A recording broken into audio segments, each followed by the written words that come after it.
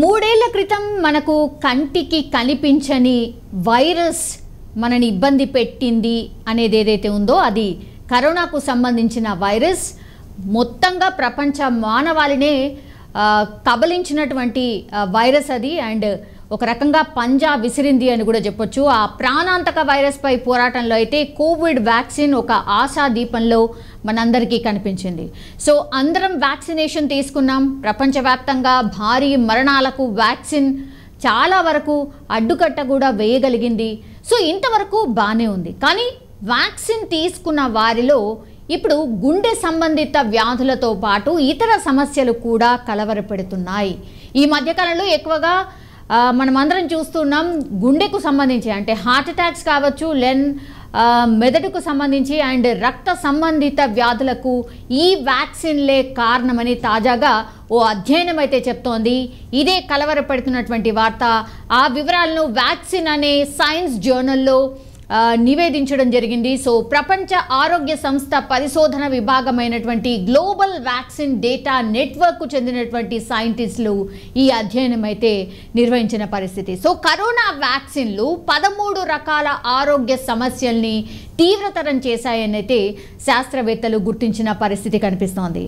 మాట్లాడదాం. మనతో పాటు ఉన్నారు former chief scientist from CCMB Jagannatham గారు. సార్ నమస్తే. సార్ నమస్తే సార్. కరోనాకు సంబంధించి ఎప్పుడు మాట్లాడుకున్నా సరే ఎప్పుడు ఒక భయంగానే ఉంటుంది సార్. ద సేమ్ థింగ్ ఇప్పుడు ఏదైతే అధ్యయనం చెప్తోందో కరోనా వ్యాక్సిన్ మనను మరణాన్ని నుంచి ఏదైతే కాపాడిందో ఇప్పుడు ఆ తీసుకున్న వాళ్ళందరికీ కూడా సైడ్ ఎఫెక్ట్స్ కనిపిస్తున్నాయి. దీనివల్లే గుండె అండ్ మెదడు అండ్ రక్త సంబంధిత వ్యాధులు వస్తున్నాయని శాస్త్రవేత్తలు అంటే మీలాంటి శాస్త్రవేత్తలే చాలా అధ్యయనాలు చేసిన తర్వాత చెప్పినటువంటి విషయం సార్. సార్ ఇది ఎంత సీరియస్నెస్ ఉంది అండ్ దీనివల్ల నిజంగానే సైడ్ ఎఫెక్ట్స్ అంత సీరియస్గా ఉన్నాయా? అన్ని వ్యాక్సిన్లకి సైడ్ ఎఫెక్ట్స్ ఒకే రకంగా ఉండవండి. అది వ్యాక్సిన్ తయారు చేసిన టెక్నాలజీ మీద ఆధారపడి ఉంటుంది. వ్యాక్సిన్ని రకరకాల టెక్నాలజీల ద్వారా తయారు చేస్తారు. ముఖ్యంగా మనకి కరోనా వచ్చినటువంటి పరిస్థితుల్లో ఎంఆర్ఎన్ఏ వ్యాక్సిన్ అనేటువంటిది ఒక కొత్త వ్యాక్సిను, కొత్త టెక్నాలజీతో, అధునాతనమైనటువంటి టెక్నాలజీతోటి త్వరితగతిని వ్యాక్సిన్ తయారు చేయడానికి అనువుగా ఉండేటటువంటి ఒక సాంకేతిక పరిజ్ఞానంతో వ్యాక్సిన్ తయారు చేశారు. ఇది ఫైజర్ కంపెనీ, మోడర్నా కంపెనీ వీళ్ళు ఈ వ్యాక్సిన్ తయారు చేశారు. అయితే ఈ వ్యాక్సిన్ తయారు చేసినప్పుడు ఈ వ్యాక్సిన్ని కొన్నేమో స్టోరేజ్ కండిషన్స్ గురించి మాట్లాడాం, కొన్నేమో స్టోరేజ్ కండిషన్స్ కొంత కంఫర్టబుల్గా ఉండేటట్టు, కానీ ఇలా రకరకాల విధానాల్లో రకరకాల సాంకేతిక పరిజ్ఞానంతో ఒకే రకమైన టెక్నాలజీ అయినప్పటికీ కూడా వాటిని ప్రిజర్వ్ చేసే విధానాలు, వాటిని వ్యాక్సినేషన్ ఇచ్చే విధానాల్లోనూ కూడా మార్పులు ఉండేటువంటి విధానాలను కూడా మనం చూసాం. అంటే ఒకే టెక్నాలజీ తోటి తయారు చేసినటువంటి వ్యాక్సిన్ కూడా వివిధ కండిషన్స్లో దాన్ని వినియోగం చేయాల్సిన అవసరం ఉంటుంది, జాగ్రత్త పెట్టాల్సినటువంటి అవసరం. ఇప్పుడు మీరు ఇంతవరకు మాట్లాడుతున్నటువంటి ఈ వ్యాక్సిన్ ఇవ్వడం వల్ల వచ్చినటువంటి ఫలితాలు, సైడ్ ఎఫెక్ట్స్ అంటే ఉప ఫలితాలు, వ్యాక్సిన్ని మనం ఆశించే విషయం ఏంటంటే వ్యాక్సిన్ ఇస్తే మనకి ఏ వైరస్కి ఎగనిస్ట్గా మనం వ్యాక్సిన్ ఇచ్చామో ఆ వైరస్ నుంచి మనకి రక్షణ కల్పించడం కోసం అని చెప్పి మన శరీరంలో ఇమ్యూనిటీని పెంచడం కోసం అనేటువంటిది వ్యాక్సిన్ ఇవ్వడంలో ఉండేటువంటి ప్రధానమైనటువంటి ముఖ్య ఉద్దేశం. అయితే ఈ వ్యాక్సిన్ ఇచ్చినప్పుడు ఈ వ్యాక్సిన్ కేవలం ఇమ్యూనిటీని పెంచి ఆ వైరస్ నుంచి రక్షణ మాత్రమే కల్పిస్తుందా, లేదా ఈ వ్యాక్సిన్ ఇతరత్ర ఏదైనా ఇతర ఫలితాలను అంటే దుష్ఫలితాలను కూడా ఇస్తుందా అనేటటువంటిది తప్పనిసరిగా అధ్యయనం చేయాల్సినటువంటి అవసరం అండి. ఈ అధ్యయనం ఎప్పుడు చేస్తారు? ఏదైనా వ్యాక్సిన్ తయారీ చేసినప్పుడు క్లినికల్ ట్రయల్స్ అని ప్రారంభం చేస్తారండి. అంటే ముఖ్యంగా వ్యాక్సిన్ అనేటువంటిది ఒక బయోమాలిక్యూల్. అంటే బయోమాలిక్యూల్ అంటే మన శరీరంలో లేనటువంటి, మన శరీరంలో మనం ప్రవేశపెడుతున్నటువంటి ఒక జీవాణువు. ఇలా మన శరీరానికి సంబంధం లేని జీవాణువు మన శరీరంలోకి మనం ప్రవేశపెట్టేటప్పుడు ఇది ఏ రకంగా మన శరీరంలో ప్రవర్తిస్తుంది, ఇది ఏ రకంగా మనకి ఆరోగ్యాన్ని సమకూరుస్తుంది, లేదా ఏకంగా దీని నుంచి విపత్తులను మనకు అవకాశాలు క్రియేట్ చేసే అవకాశాలు కూడా ఉన్నాయా అనేటటువంటి వాటిని క్షుణ్ణంగా పరిశీలన చేయాల్సిన అవసరం ఉంది. ఈ అవసరం వ్యాక్సిన్ డెవలప్ చేసేటప్పుడు ఫేజ్ 1 క్లినికల్ ట్రయల్స్ అంటారు. మొట్టమొదటి వ్యాక్సిన్ ఫార్ములేషన్ ఉందా లేదా, పనిచేస్తుందా లేదా చూస్తారు. తర్వాత దీన్ని కొన్ని జంతువుల్లోనూ వాటిలోనూ ప్రయోగాలు చేసి జంతువుల్లో ప్రయోగాలు కనుక మనకి సరైనటువంటి ఆశాజనకమైనటువంటి ఫలితాలు వచ్చినట్టయితే దీన్ని తర్వాత మనుషులలో కొంత తక్కువ స్థాయిలోనూ ఎక్కువ స్థాయిలోనూ రకరకాల మోతాదుల్లో ఇచ్చి ఏ రకమైనటువంటి ఫలితాలు ఉంటాయంటే సేఫ్టీ ఎఫికసీ అనేటువంటిది యానిమల్స్ స్టడీస్లోను ఫార్ములేషన్ స్టడీస్లోనూ చేసిన తర్వాత హ్యూమన్ స్టడీస్కి వచ్చేప్పటికి third clinical stage fourth clinical స్టేజ్లోకి వెళ్ళేటప్పటికి మనుషుల మీద ప్రయోగాలు చేసి అక్కడ కూడా ముందర కొంత ప్రయోగాలు అయిన తర్వాత వాళ్ళ మీద వచ్చినటువంటి యాంటీబాడీ టైటర్స్ ఎలా ఉన్నాయి, యాంటీబాడీస్ దీనివల్ల వేరే దుష్ఫలితాలు ఏమైనా వస్తున్నాయా అనేటువంటి విషయాలను కూడా పరిశీలన చేయడానికి ఆస్కారం కలుగుతుంది. ఎస్ సార్, ఎగ్జాక్ట్లీ నాకు ఇక్కడే ఒక క్వశ్చన్ ఉంది సార్. యాక్చువల్లీ కరోనా రాగానే వ్యాక్సినేషన్ అని చెప్పి హరీబరీగా వ్యాక్సిన్స్ తయారు చేసి అంటే ఒక రకంగా మన మీద మనమే ప్రయోగం చేసుకున్నామా ఏంటి? అందుకే ఈ సైడ్ ఎఫెక్ట్స్ అనుకోవచ్చా సార్? కాదండి, కాదు. ఎందుకంటే వ్యాక్సిన్ అభివృద్ధి చేసే విధానానికి ఒక ప్రక్రియ ఉంటుంది. అందులో ముఖ్యంగా మనుషులకి వ్యాక్సిన్ ఇచ్చేటప్పుడు మనం వ్యాక్సిన్ డెవలప్ చేస్తున్న స్టేజ్లో కూడా చాలాసార్లు మాట్లాడాం. మనం మనుషులకి ఇచ్చేటటువంటి ఔషధాలు కానీ మనుషులకి ఇచ్చేటటువంటి వ్యాక్సిన్లు కానీ లేదా ఇతరత్ర ఏవైనటువంటి ఫారెన్ బాడీస్ మన శరీరాన్ని ఆరోగ్యాన్ని పరిరక్షించడానికి మనం ఇచ్చేటువంటి ఏవి తయారు చేసినప్పటికీ కూడా మనం క్లినికల్ ట్రయల్స్ అనేటువంటివి చేయకుండా చేయరు. అందులో ముఖ్యంగా వ్యాక్సిన్ విషయంలో చాలా జాగ్రత్తగా ఉండాలి. ఎందుకంటే లోగడ వ్యాక్సిన్లు తయారు చేసినప్పుడు వ్యాక్సిన్లు తయారీ చేసి మనుషులకు ఇచ్చినప్పుడు కూడా అనేక రకమైనటువంటి దుష్ఫలితాలు వచ్చినటువంటి సంఘటనలు కూడా మనకు తెలుసు. కాబట్టి వ్యాక్సిన్ల విషయం వచ్చేటప్పటికల్లా ఏ విధమైనటువంటి గైడ్ లైన్స్ కావాలి, వీటిని ఏ రకంగా ప్రయోగం చేయాలి, ఏ రకంగా వీటిని మనం వినియోగం చేయాలి, ప్రయోగము వినియోగము రెండింటికి కూడా చాలా స్ట్రిక్ట్ గైడ్ లైన్స్ ఉంటే వాటి ప్రకారం మాత్రమే చేస్తారు. అయితే మనకు ప్రస్తుతం ఉన్నటువంటి సిచ్యువేషన్లో మనం ఏ సిచ్యువేషన్లో ప్రస్తుతం అంటే ఆ కరోనా సోకినటువంటి ఆ సిచ్యువేషన్లో ఒకసారి మనం వెనక్కి వెళ్ళినట్లయితే ఇప్పుడు ఒక రకంగా మొత్తం ఒకేసారి సమూహికంగా ప్రజలందరికీ కూడా ఒక వ్యాధి వచ్చినప్పుడు దీన్ని నియంత్రించడం ఎలాగా, నియంత్రించడానికి మన చేతుల్లో ఏ విధమైనటువంటి ఆస్కారం లేదు. నిరోధించడం ఎలాగా, నిరోధించడానికి కూడా మన చేతుల్లో లిమిటెడ్ రిసోర్సెస్ మన దగ్గర ఉన్నాయి. మన దగ్గర ఏ విధమైనటువంటి మందులు లేవు, ఏ రకమైనటువంటి వ్యాక్సిన్లు లేవు. అన్నిటినీ కూడా అప్పటికప్పుడు తయారు చేసుకోవాల్సినటువంటి పరిస్థితి వచ్చినటువంటి ఒక వైరస్ మన అటాక్ చేసింది. దాని గురించి మనకు తెలుసున్న విషయం చాలా తక్కువ, దాని గురించి బయాలజీ కూడా తెలుసున్నది తక్కువ. కేవలం అది మనకి ఏ రకమైనటువంటి రోగ లక్షణాలను కలగజేస్తుందో చూసి ఆ రోగ లక్షణాలని తగ్గించడం కోసం చేసినటువంటి ప్రయత్నం ఈ రోగం తగ్గించడం కోసం. అయితే దాన్ని అక్కడితో ఆపితే కుదరదు కదా. ఇది ఇతర వ్యక్తులకి సోకకుండా చూడాలి, వచ్చిన వ్యక్తుల దగ్గరే ఆపు చేయాలి, కొత్త వాళ్ళ మరణాల నుంచి ఆపు చేయాలి. ఇలా అనేక రకమైనటువంటి ఉద్దేశాలతోటి ఈ కరోనా వ్యాక్సిన్ని త్వరితగతిని అభివృద్ధి చేశారు. త్వరితగతిని అభివృద్ధి చేయడంలో ఎక్కడ సేఫ్టీ మెజర్స్లో కాంప్రమైజ్ కాలేదు. అభివృద్ధి చేసే టెక్నాలజీలో కానీ అభివృద్ధి చేసే విధానాల్లో కానీ పరీక్షించినటువంటి విధానాల్లో కానీ ఎక్కడ సేఫ్టీ విధానంలో రాజీ పడకుండా కొన్ని కాలగమనాన్ని తగ్గించుకున్నారు. అంటే ఈ డాక్యుమెంట్ ఒక వ్యాక్సిన్ ఇచ్చినప్పుడు క్లినికల్ ట్రయల్ చేసిన తర్వాత ఆ రిపోర్ట్లన్నీ మళ్ళీ వాళ్ళు సబ్మిట్ చేసి ఈ రిపోర్ట్లన్నింటినీ అసెస్ చేయడానికి ఒక 2-3 నెలలు తీసుకోవడం, ఆ తర్వాత మళ్ళీ పర్మిషన్ ఇవ్వడం, ఇలా కాకుండా అడ్మినిస్ట్రేటివ్ లెవెల్లో ఎక్కడైతే తగ్గించుకోవచ్చో అక్కడ తగ్గించుకున్నారు. బయలాజికల్ ప్రాసెసెస్ ఏవైతే ఉన్నాయో బయలాజికల్ ప్రాసెస్లో ఏ విధమైనటువంటి నష్టాలు లేకుండా ఉండేటట్టుగా చూసి అప్పుడు మాత్రమే ప్రయోగాలు చేయడం జరిగింది. అయినప్పటికీ కొన్ని కొత్త టెక్నాలజీలని వాడడం వల్ల ఈ కొత్త టెక్నాలజీ అనేటువంటి ఫలితాలు ఎలా ఇస్తుంది అనేటువంటిది ఇది పూర్తిగా కొత్త టెక్నాలజీ. కాబట్టి ఇచ్చిన తర్వాత మాత్రమే మనం వాళ్ళల్లోంచి వచ్చినటువంటి ఫలితాలను బట్టి మాత్రమే మనం దాన్ని అసెస్ చేయగలుగుతాం. ఇది క్లినికల్ ట్రయల్స్లో సేఫ్టీ ఎఫికసీ టెస్ట్లు ఎప్పుడైతే పాస్ అయిన తర్వాత మనం ప్రజలకి ఈ వ్యాక్సిన్ ఇచ్చిన తర్వాత అది లాంగ్ రన్ లో చేస్తే కానీ తెలియదు. Exactly sir. ఇప్పుడు భారత్ మినహా సార్, ఇప్పుడు భారత్ మినహా ఈ అధ్యయనం చేసింది మన భారత్లో అయితే చేయలేదు సార్. సో భారత్ మినహా ఇప్పుడు Australia, Argentina, Canada, Denmark and Finland, France లాంటి దేశాల్లో మాత్రమే ఈ కరోనా వ్యాక్సిన్ తీసుకున్న 9.9 కోట్ల మందిపై వారు అధ్యయనం నిర్వహించారు సార్. అధ్యయనం నిర్వహిస్తే 9.9 కోట్ల మంది మీద అధ్యయనం అంటే మామూలు విషయం కాదు. సరే, మనం ఇందులో లేము, బట్ స్టిల్ 9.9 కోట్ల మందిపై అధ్యయనం చేస్తే వాళ్ళు తేల్చింది 13 రోగాలు కంటిన్యూషన్గా దీనికి సంబంధించే వస్తున్నాయి, దీనివల్లే వస్తున్నాయని తెలిచారు సార్. ఒకవేళ నిజంగానే భారత్లో కూడా చేస్తే ఈ అధ్యయనం మరి ఏంటి పరిస్థితి సార్?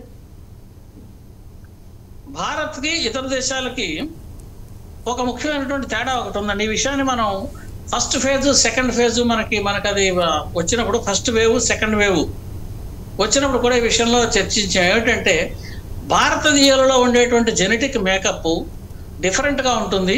ఇతర దేశాల్లో ఉండేటటువంటి వాళ్ళ యొక్క ప్రజలు అంటే పాపులేషన్ కూడా రకరకాల జెనెటిక్ క్లాసిఫికేషన్స్లో ఉంటారు. అటువంటి జెనెటిక్ క్లాసిఫికేషన్స్లో చేసిన వాటిల్లో మనకి ప్రారంభంలో తెలిసినటువంటి, ప్రారంభం అంటే ఈ కరోనా విషయంలో చేసినటువంటి స్టడీస్ కావచ్చు, లేదా ఇతరత్ర జనరల్గా చేసినటువంటి స్టడీస్ కావచ్చు, మనకి తెలిసిన విషయం ఏంటంటే భారతీయుల్లో ఇమ్యూనిటీ మరికొంత ఎక్కువగా ఉంది. కాబట్టి అంత ఇతర దేశాల్లో ఉండేటటువంటి ప్రభావం కూడా మనకు ఉండకపోవచ్చు అనేటటువంటి కొన్ని సిద్ధాంతాలను కూడా అప్పట్లో ప్రతిపాదించడం జరిగింది. ఆ సిద్ధాంతాల ప్రతిపాదనకు అనుగుణంగా కూడా మనకి అంత ఉధృతంగా మన దేశంలో ఒక సెకండ్ వేవ్ మినహాయిస్తే అంత ఉధృతం లేకుండానే మనం దాన్ని నిగ్రహించగలిగాం, దానికి సరైనటువంటి చర్యలు తీసుకోగలిగాం. అయితే ఇప్పుడు మీరు అడిగిన ప్రశ్న, ఇదే ప్రయోగాలు ఇంతవరకు మనం వ్యాక్సినేషన్ ఇచ్చాం కదా, ఇచ్చిన తర్వాత మనకి వ్యాక్సినేషన్ ఇచ్చిన వాళ్ళల్లో కూడా ఇటువంటి ఫలితాలు చేస్తే మనకు కూడా ఏమైనా ఫలితాలు కనిపించే అవకాశం ఉందా? ఈ రిజల్ట్స్ విషయం వచ్చేటప్పటికి వాళ్ళకి వచ్చినటువంటి రిజల్ట్స్ మనకు రావాల్సినటువంటి అవసరం లేదు. ఎందుకంటే ఈ జెనెటిక్ మేకప్ డిఫరెంట్ కాబట్టి మన జెనెటిక్స్ అంటే మన జెనెటిక్ ఇక్కడ ఉండేటువంటి ఇండివిజువల్ హ్యూమన్ జెనెటిక్స్ ఏవైతే ఉంటాయో, జీన్స్ ఏవైతే ఉంటాయో మన పాపులేషన్లో ఇవి ఉండేటటువంటి కొంత భిన్నం ఉంటాయి. కాబట్టి అందుకనే ఈ వ్యాక్సిన్ డెవలప్ చేసేటప్పుడు మన దేశంలో కొంతమంది మనం కూడా mRNA వ్యాక్సిన్ ఇవ్వాలి, మనం త్వరితగతిన వాళ్ళు చేశారు కాబట్టి మనం కూడా చేయాలంటే మేము అప్పుడు చర్చల్లో స్పష్టంగా చెప్పినటువంటి విషయం ఏమిటంటే, మీరు ఏ వ్యాక్సిన్ భారతదేశంలో ప్రజలకు ఇవ్వదలుచుకున్నా ఆ వ్యాక్సిన్తో మాత్రమే క్లినికల్ ట్రయల్స్ మన ప్రజల మీద తయారు చేసి అప్పుడు మాత్రమే వ్యాక్సిన్ క్లినికల్ ట్రయల్స్ పాస్ అయిన తర్వాత మాత్రమే వ్యాక్సినేషన్ చేయాలి అనే విషయాన్ని మనం అప్పట్లో చాలా స్పష్టంగా చెప్పినటువంటి అవసరం ఉందని డిమాండ్ కూడా చేసాం. ఎందుకంటే కొత్త వ్యాక్సిన్ మనం వేరే వాళ్ళ దగ్గర దేశంలో అభివృద్ధి చేశారు కాబట్టి దాన్ని అట్టుకొచ్చి అక్కడ పనిచేస్తోంది కదా అని చెప్పి మన దేశంలో మనం ఆ వ్యాక్సినేషన్ గొంపగత్తగా అందరికీ ఇవ్వడానికి వీల్లేదు. మన దేశంలో ప్రజల్లో ఆ వ్యాక్సిన్ ఏ రకంగా పనిచేస్తుందో చూసి మనకి కూడా అటువంటి సైడ్ ఎఫెక్ట్స్ లేవు, ఆ రకంగా మన దగ్గర పనిచేయట్లేదు, స్పష్టంగా పనిచేస్తుందని తెలిసిన తర్వాత మాత్రమే, అంటే ఎఫికసీ, దాని ఎఫిషియన్సీ, ఇతరత్ర అనేకమైనటువంటి లక్షణాలను పరిశీలించిన తర్వాత మాత్రమే దాన్ని మన ప్రజల్లో ఇవ్వాలి అనుకున్నాం. ఆ రకంగా మనం వేరే దేశాల నుంచి ఈ వ్యాక్సిన్ కొనుక్కోవాల్సిన అవసరం రాలేదు, మన దేశంలోనే మనం తయారు చేసాం. అయితే వీటికి క్లినికల్ ట్రయల్స్ అవి కూడా ఇక్కడే చేశాం కాబట్టి ఇప్పుడు మీరు అన్నట్టుగా ఇక్కడ కూడా ప్రయోగాలు చేయొచ్చు. ఇప్పుడు మనకేమి హాస్పిటల్స్లో వికృతమైనటువంటి ఒకటి మీరు చెప్పినట్టుగా కొన్ని హార్ట్ అటాక్ కేసులు కావచ్చు, లేదా ఇతరత్రగా డయాబెటీసు, ఇతరత్ర రోగాలు ఉన్నటువంటి వాళ్ళకి వ్యాక్సిన్ ఇవ్వడం వల్ల వచ్చినటువంటి ఫలితాలు ఏమైనా కొన్ని ఉండవచ్చు. అటువంటి ఏమైనా కేసులు మన దేశంలో నమోదైనవి అతి తక్కువగా ఉన్నాయి. ఎందుకంటే మీరు అన్నట్టుగా పరిశోధనలు చేసి దీంట్లో ఏ విధమైనటువంటి సైడ్ ఎఫెక్ట్స్ వచ్చాయనేటువంటి నిర్ధారణ చేయడం అనేటువంటిది ఒక విషయం అయితే, దీన్ని తెలుసుకునేటందుకు ఆస్కారం ఏమిటంటే ఇప్పటిదాకా మనకి హాస్పిటలైజేషన్ అయిన వాళ్ళు వ్యాక్సినేషన్ అయిన తర్వాత ఎవరైనా ఎఫెక్ట్స్తో వచ్చినటువంటి వాళ్ళు ఇది వ్యాక్సిన్ వల్లే జరిగింది, ఇటువంటి అర్థాంతరమైనటువంటి కేసులు వచ్చాయి, అనుకోని అవాంతరాలు వచ్చాయి అనేటువంటి కేసులు ఎన్ని ఉన్నాయి, ఎన్ని హాస్పిటలైజేషన్ అయ్యాయి? సార్, ఇప్పుడు అధ్యయనం జరిగిందేమో మోడర్నా వ్యాక్సిన్ 2వ డోస్ తీసుకున్న తర్వాత ఈ ఆరోగ్య సమస్యలు పెరిగాయని సైంటిస్టులు అయితే తేల్చి చెప్పినటువంటి సిచ్యువేషన్. మోడర్నా వ్యాక్సిన్ మనం అసలు ఇక్కడ తీసుకోలేదు సార్ ఒకటి. సో ఒక రకంగా వీఆర్ సేఫ్ అనుకోవచ్చు. కానీ కోవిషీల్డ్, కోవాక్సిన్ మనం తీసుకుంది, ఇవి రెండు ఎంతవరకు సేఫ్? అండ్ ఒక్క వ్యాక్సిన్ తీసుకుంటే సరిపోయేది కదా, 2వ డోస్ 3వ డోస్ ఎందుకు తీసుకున్నట్టు? మరి ఇప్పుడు అక్కడ 2వ డోస్ తీసుకున్న తర్వాత ఇవన్నీ బయటకు వస్తున్నాయి, మరి ఒక డోస్తోనే సరిపెడితే అయిపోయేది కదా. మరి ఇక్కడ కూడా ఇప్పుడు దీనికి ఏమైందంటే మనం వ్యాక్సిన్ డెవలప్ చేసినప్పుడు ఇంతకుముందు మనం మాట్లాడినట్టుగా మనం ఒక కొత్త వైరస్ని, మనం ఒక అన్నోన్ వైరస్ని, దాని గురించి తెలియని వైరస్ గురించి మనం పరిశోధన చేస్తున్నాం, మనుషుల మీద చేస్తున్నాం డైరెక్ట్. ఈ రెండు ముఖ్యమైనటువంటి విషయాలు. మనం ఒక ఎమర్జెన్సీ సిచ్యువేషన్లో ఉన్నాం కాబట్టి ఒకే హయ్యర్ డోసు ఇచ్చి పరిస్థితి ఎలా ఉంటుంది అని తెలుసుకోవడం కంటే ఇది ఏ డోసుల్లో ఇస్తే ఇమ్యూనిటీ పెరుగుతోంది, ఇది క్లినికల్ ట్రయల్స్లో ఫస్ట్ చేశారండి. క్లినికల్ ట్రయల్స్లో చేసిన తర్వాత 2 డోసులు 6 వారాల తర్వాత, అంటే 6 వారాలు ఎందుకు ఇచ్చారు సమయం? మనం వ్యాక్సిన్ ఇచ్చిన వెంటనే మన శరీరంలో యాంటీబాడీస్ వెంటనే మొదటి రోజునే వచ్చేయవు. వ్యాక్సిన్ మనం ఇచ్చిన తర్వాత మన శరీరంలో యాంటీబాడీస్ తయారవడానికి కొంత సమయం పడుతుంది. ఆ సమయం ఎంత పడుతుంది? యావరేజ్ నిర్ధారణ చేసిన వాళ్ళు కొంతమందిలో 20 రోజులు కావచ్చు, కొంతమందిలో 25 రోజులు కావచ్చు, కొంతమందిలో 15 రోజులు కావచ్చు. కాబట్టి యావరేజ్ అప్పుడు చేసిన తర్వాత ఇదంతా మనకు తెలిసినటువంటి స్టాటిస్టికల్ అనాలిసిస్ ఈ క్లినికల్ ట్రయల్స్ ఇవన్నీ చేసిన తర్వాత మనకు తెలిసినటువంటి విషయం, ఒక 6 వారాల్లో దీని నుంచి మొదటి డోసు వల్ల వచ్చేటటువంటి ఫలితం సంపూర్ణంగా కనిపిస్తోంది. ఇది కనిపించిన తర్వాత ఎంత ఇమ్యూనిటీ వచ్చిందో తెలిసిన తర్వాత దీన్ని ప్రైమింగ్ డోస్ అన్నారు. అంటే శరీరాన్ని మనం సంసిద్ధం చేస్తున్నాం. ఒక కొత్త జీవాణువును మన శరీరంలో ప్రవేశపెట్టినప్పుడు అందులో ఒక అత్యవసర పరిస్థితుల్లోనూ ప్రాణాలను రక్షించడానికి ఇచ్చేటువంటి పరిస్థితుల్లోనూ ఇచ్చినప్పుడు ఒకేసారి హై డోసెస్ కాకుండాను ఏ రకంగా డోసులు ఇవ్వాలనేటువంటిది కూడా క్లినికల్ ట్రయల్స్ లో క్షుణ్ణంగా పరిశీలన చేసి అప్పుడు 2వ డోసు ఇచ్చినప్పుడు శరీరానికి ఎంతవరకు ఇమ్యూనిటీ రావాలో ఆ ఇమ్యూనిటీ తీసుకురావడానికి మరికొన్ని రోజులు పడుతుంది. ఈ పట్టినటువంటి వైరస్ ఏదైతే ఉందో ఈ మధ్యలో కూడా వైరస్ అటాక్ అయిన వాళ్ళు ఉన్నారు. మనం వ్యాక్సినేషన్ ఫస్ట్ డోస్ ఇచ్చిన తర్వాత వ్యాక్సినేషన్ వైరస్ అటాక్ అయిన వాళ్ళు ఉన్నారు. సెకండ్ డోస్ ఇచ్చిన తర్వాత వైరస్ అటాక్ అయిన వాళ్ళు ఉన్నారు. దానివల్ల ఇలా రకరకాలైనటువంటి కేసులు, అనేక రకాలైనటువంటి విచిత్రమైనటువంటి కేసులు, రకరకాలైనటువంటి కేసులు ఉన్న కారణంగా ఈ 2 డోసులు ఇవ్వడం వల్ల మనకి సంపూర్ణమైనటువంటి ఇమ్యూనిటీ వచ్చింది అనే విషయాన్ని తెలుసుకోవడానికి మనం చేసిన పరిశోధనలో వచ్చే స్టాటిస్టికల్ డేటా సరిపోయింది. సేఫ్టీ ఎఫికసీ యాక్సెప్ట్ అయ్యారు. ఐసీఎంఆర్ వాళ్ళు ఇలా అందరూ కూడా పరిశీలన చేసిన తర్వాత మనం చేసుకున్నాం. చేసిన తర్వాత మన దేశంలో ఇచ్చినటువంటి వ్యాక్సిన్లు మిగతా వాటి కంటే కూడా సురక్షితంగా కనిపించాయి. ఆ సురక్షితంగా ఇప్పటికి కూడా కనిపిస్తున్నాయి. నేను స్పష్టంగా చెబుతున్నాను, ఇప్పటికీ కూడా మన దేశంలో మనం ఇచ్చినటువంటి మరి ఎందుకు హార్ట్ అటాక్స్ ఎందుకు వస్తున్నాయి సార్? సో చాలా మంది సార్ అసలు చిన్న పిల్లలకు కూడా హార్ట్ అటాక్స్ వస్తున్నాయి. చాలా మంది ఇట్లా నడుస్తూ కుప్పకూలిపోతున్నారు. మనమందరం వ్యాక్సిన్ తీసుకున్నాం. సో ఇక్కడ కూడా అధ్యయనం జరిగితే అదే తేలే అవకాశం లేదంటారా సార్? ఇక్కడ 2 విషయాలు మీరు అడిగిన ప్రశ్నలో 2 ఉన్నాయి. ఒకటి, వ్యాక్సిన్ ఇవ్వడం ద్వారా ఇది సైడ్ ఎఫెక్ట్ ద్వారా ఇది కుప్పకూలేరు అని రుజువు చేయాల్సినటువంటి పరిస్థితి ఒకటి ఉంటుందండి.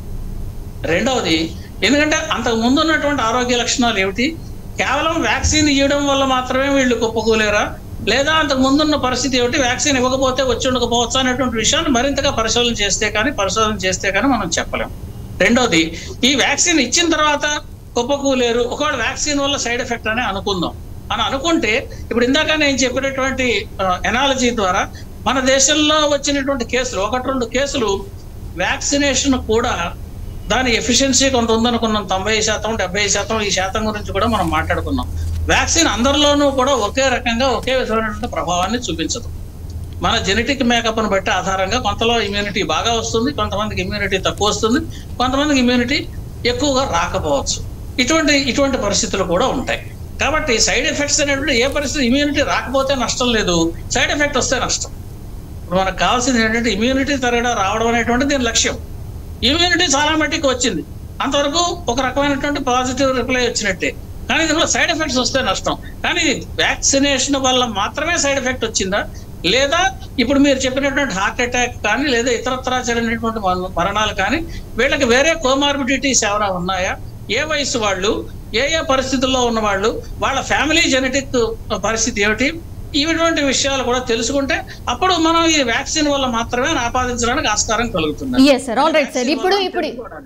ఇప్పుడు ఇది last this is my last question sir. ఇప్పుడు జనరల్ పబ్లిక్ అందరు తెలుసుకోవాల్సింది ఏంటంటే, ఓకే భారత్లో ఇవి అధ్యయనం అయితే జరగలేదు, ఒకవేళ జరిగినా కూడా మేబీ ఇట్లాంటి రిజల్టే వస్తాయి.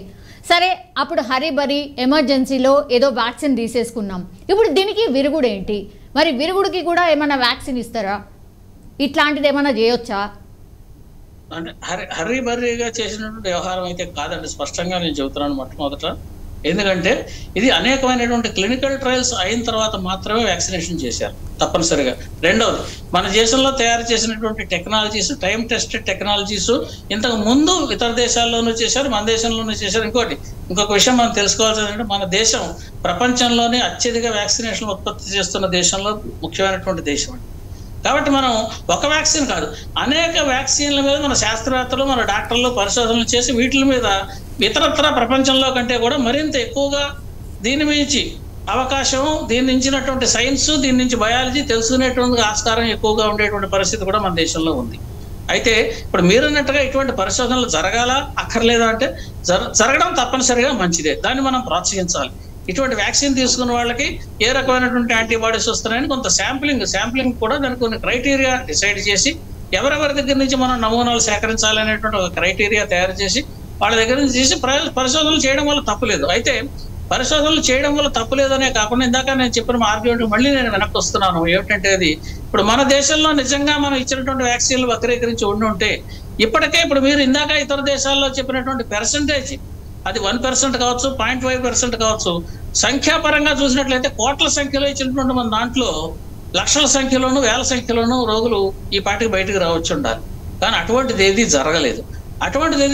అయితే మీరు చెప్పినటువంటి 1-2 కేసులు కొన్ని స్ట్రే కేసెస్ హార్ట్ అటాక్ కనిపించాయి, లేదా బ్లడ్ క్లాటింగ్లు కనిపించవచ్చు, బ్రెయిన్ కి సంబంధించినటువంటివి కనిపించవచ్చు, లంగ్స్ లేదా లివర్ కి సంబంధించినటువంటి డిసీజ్ అంటే రకరకాల ఆర్గాన్స్. ఎందుకంటే కరోనా వైరస్ అది సోకినప్పుడు ఇది వివిధ అవయవాల్ని శరీరంలో నిర్వీర్యం చేస్తోంది అనేటువంటి విషయం ప్రపంచవ్యాప్తంగా తెలిసినటువంటి విషయం. కాబట్టి ఇది ఏ రకంగా చేసిన వల్ల అంటే వ్యాక్సిన్ ఇవ్వకుండా వ్యాక్సిన్ ఇచ్చిన వాళ్ళకి మాత్రమే వచ్చిందా, వ్యాక్సిన్ వైరస్ కూడా అటాక్ చేసిన వాళ్ళకి ఈ సైడ్ ఎఫెక్ట్స్ వచ్చాయా, ఇలా రకరకాలుగా మనం అనేకమైనటువంటి ప్రశ్నలు ఏర్పాటు చేసుకుని ఈ ప్రశ్నలకు సమాధానం తెలుసుకోవాల్సిన అవసరం ఉంటుంది. తప్పనిసరిగా ఎటువంటి పరిశోధనలు చేయడాన్ని మనం ప్రోత్సహించడంలో తప్పులేదు. ఎవరైతే వ్యాక్సిన్ తీసుకున్నారో దానికి ఎవరెవరికి మనం ఇటువంటి పరిశోధనలు చేయొచ్చో మనం కూడా పరిశోధనలు చేయొచ్చు. అయితే ఆ పరిశోధనలు మన దగ్గర నేను చెప్పే సమాధానం ఏంటంటే ఆ భారీ సంఖ్యలో అటువంటి రోగాలు సైడ్ ఎఫెక్ట్స్ కనుక వచ్చి ఉంటే మన హాస్పిటల్స్ ఇప్పుడు చాలా మట్టుకి ఫిల్ అయ్యి ఉండేవి. అటువంటిది లేదు కాబట్టి మనం భయభ్రాంతులు కావాల్సిన పని లేదు. కానీ మీరన్నట్టు అవేర్నెస్ చాలా ఇంపార్టెంట్. అటువంటి పరిశోధనలు చేయడానికి తప్పనిసరిగా మనం ప్రోత్సహిద్దాం. మీరు ఏ విషయం అయితే చెబుతున్నారో ఇది మనం తప్పనిసరిగా ఎవరెవరైతే ఈ పరిశోధనలు చేస్తున్నారో వాళ్ళందరూ కూడా నమూనాలు సేకరించి ఆ రకమైనటువంటి స్టడీ కేసెస్ తయారు చేసి తప్పనిసరిగా పరిశోధనలు చేయాలనేటువంటి విషయాన్ని మాత్రం మనం స్పష్టంగా చెబుదాం. ఆ విషయం అయితే నేను మీతో పాటు స్పష్టంగా అంగీకరిస్తున్నాం. తప్పనిసరిగా చేసి తీరాలి. చేయడం వల్ల మనకి ఏంటంటే ఏ రోగాలు వస్తున్నాయన్న విషయం తెలుస్తుంది. ఈ పరిశోధనల వల్ల ఏంటంటే కేవలం వాళ్ళకి వచ్చింది పోయారు అన్నది కాదు అక్కడ కావాల్సింది. మనకి ఎందుకంటే పోయిన తర్వాత మనం చేసేది ఉన్నది కాకుండా చేయడమే ప్రయోగం. పరిశోధన మందు ఎందుకు? మనం మరణాలను నియంత్రించడం కోసమే పరిశోధనలో మందులు. కాబట్టి ఏ గ్రూప్స్ మనం సెలెక్ట్ చేయాలి, ఏ రకమైన ప్రశ్నావళి నియమావళి పెట్టుకోవాలి, చేసి తప్పనిసరిగా ఈ రకంగా పరిశోధన చేయాలన్న దాని విషయం మీద తప్పనిసరిగా నేను అంగీకరిస్తున్నాను. అటువంటి పరిశోధనలు మనం చేయొచ్చు. అయితే ఇప్పుడు ఇందాక మీరు చెప్పిన కేసులు హాస్పిటలైజేషన్ కేసులు కేవలం వాటినే తీసుకు పరిశోధనలు కాకుండా కొంత ప్రివెంటివ్ గా కూడా తీసుకు చేస్తే మంచిది. ఇందులో ఏ విధమైనటువంటి సందేహం లేదు. Yes sir, thank you sir, thank you so much sir. So ఇవి చాలా మందికి ఉన్నటువంటి డౌట్స్ యాక్చువల్లీ. సో నిజంగానే మన దగ్గర తీసుకున్నటువంటి వ్యాక్సిన్స్ ఏవైతే ఉన్నాయో కోవిషీల్డ్ అండ్ కోవాక్సిన్ ఏదైతే మనకి తీసుకున్నామో వ్యాక్సిన్ వీటిపైన కూడా అధ్యయనం జరగాల్సిందే. ఇవి కూడా సేఫా కాదా? ఎందుకంటే మనం అడపదడప చూస్తూనే ఉన్నాం హార్ట్ అటాక్స్, చాలా చిన్న చిన్న ఏజ్ వాళ్ళు కూడా హార్ట్ అటాక్స్ బారిన పడుతున్నటువంటి సిచ్యువేషన్. చాలామంది ఇట్లా మామూలుగా ఉంటూ కుప్పకూలి చనిపోయినటువంటి సిచ్యువేషన్ కూడా మనం చూస్తూ ఉన్నాం. సో ఇది ఎప్పుడు వచ్చినా కూడా సో వ్యాక్సిన్ ఎఫెక్టే కావచ్చు అని చాలా టైమ్స్ మనం మాట్లాడుకున్నాం. సో అధ్యయనాలు అయితే జరగాల్సిన అవసరం కనిపిస్తోంది. ఇప్పుడు ఆల్రెడీ వేరే వేరే దేశాల్లో చేశారు కాబట్టి వాటి సైడ్ ఎఫెక్ట్స్ కనిపిస్తున్నాయి. మన దేశంలో కూడా ఒకవేళ చేస్తే నిజంగానే సైడ్ ఎఫెక్ట్స్ కనిపిస్తాయా లేదా, ఆ సంఖ్య ఎంత ఉంది ఏంటి అనేది కూడా పరిశోధనలు జరగాల్సిన అవసరం డెఫినెట్లీ కనిపిస్తోంది. మరి ఆ దిశగా గవర్నమెంట్ ఆలోచిస్తుందా లేదా చూడాల్సిందే.